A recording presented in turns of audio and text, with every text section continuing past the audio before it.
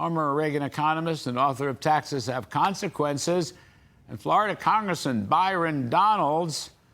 All right, who knows a thing or two about all this. Arthur, first of all, thank you for joining our esteemed Congressman Byron Donalds. My pleasure. And Congressman Donalds, thank you for joining the esteemed Art Laffer, who pretty much taught me what little I know about economics. Arthur, let me ask you this right at the top. You've got all these across-the-board tax hikes. Very creative, but it's across-the-board tax hike. Let's see. You're looking at about $6 trillion in new taxes. That's just some phony static revenue laws.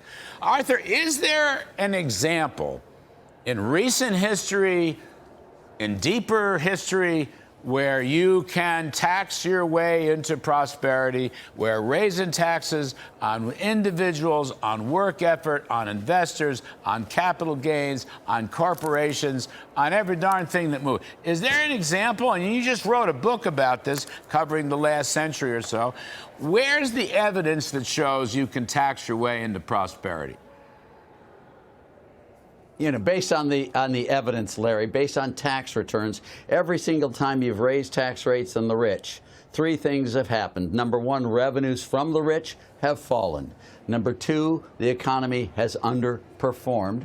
And number three, the biggest damage done is on the poor, the minorities, the disenfranchised, those on the lowest echelon ladder. Whenever you've lowered tax rates, the economy has outperformed, you collect more revenues, and the poor specifically are benefited dramatically in that process.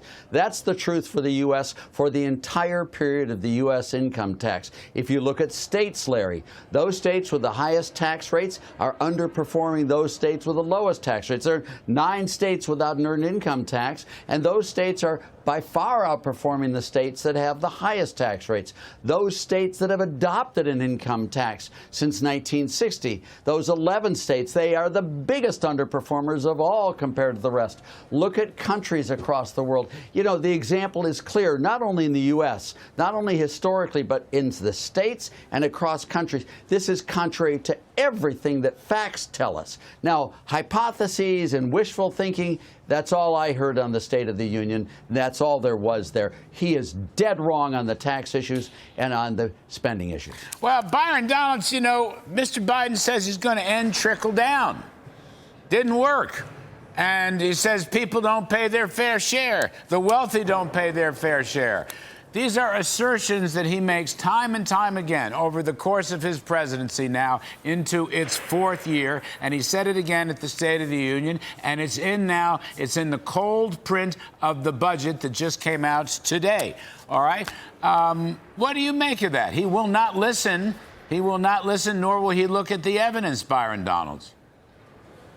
What I make of it, Larry, is very simple. The president's budget is a stupid, stupid document.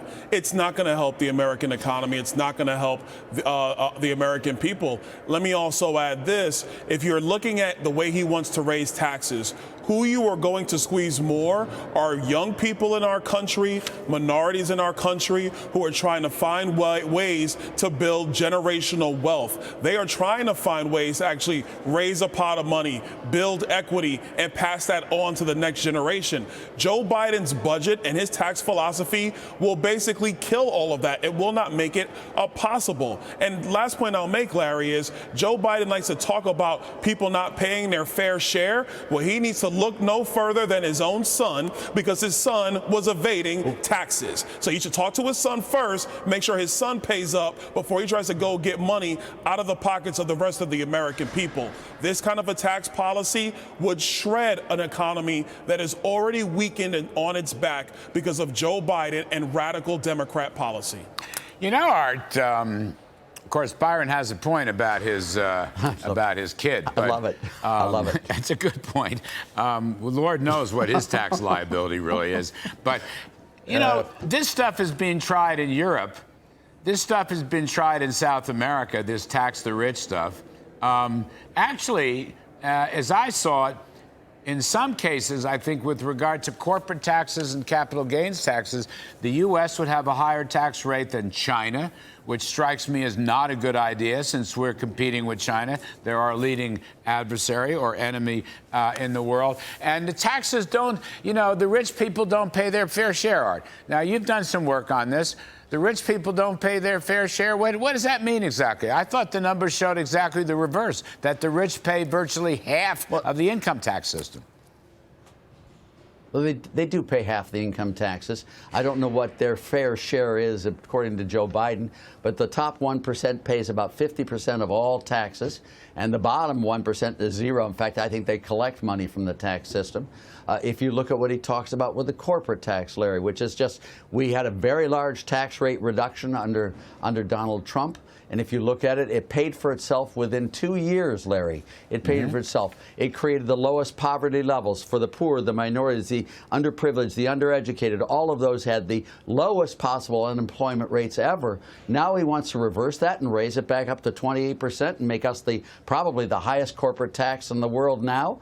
That would be undoing all of that advantage for the very groups that he's professing to want to help. He is going to hurt those people the most of all. And frankly, if you look at these taxes, when Gordon Brown in Britain raised the highest marginal income tax rate in Britain from 40p to 50p, 40% to 50%, tax revenues went down and Britain went into a deep recession.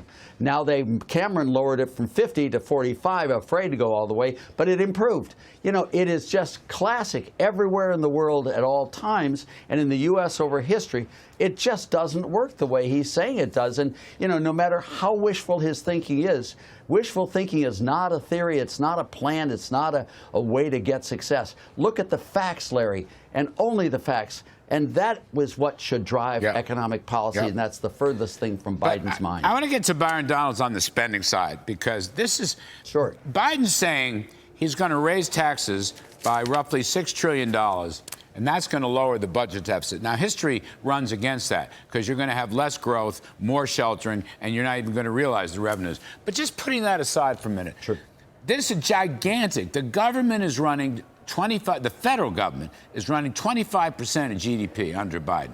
That's higher than the 50-year average, way higher than the 50-year average. That, if you add state and local, you'd probably have the governments across the board would be running nearly half of our national income. But there's no effort to cut anything. That's the thing. 1% cut, 2% cut. Pay-fors, if you found something to be a positive initiative, why not pay for it with a spending cut someplace else?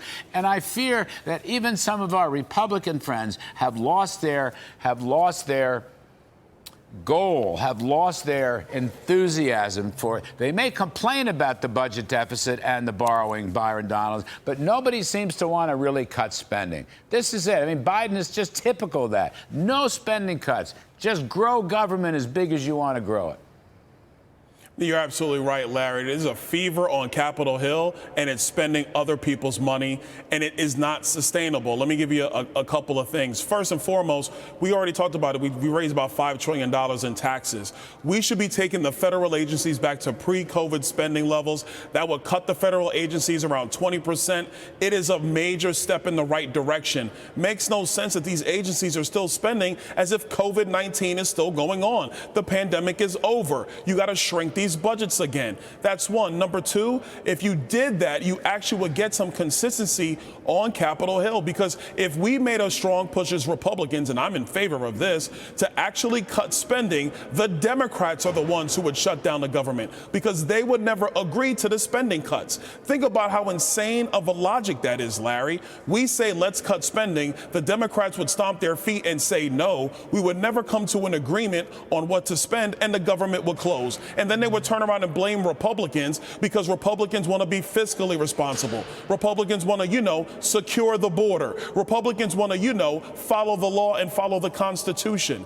That is how reckless things are up here on Capitol Hill.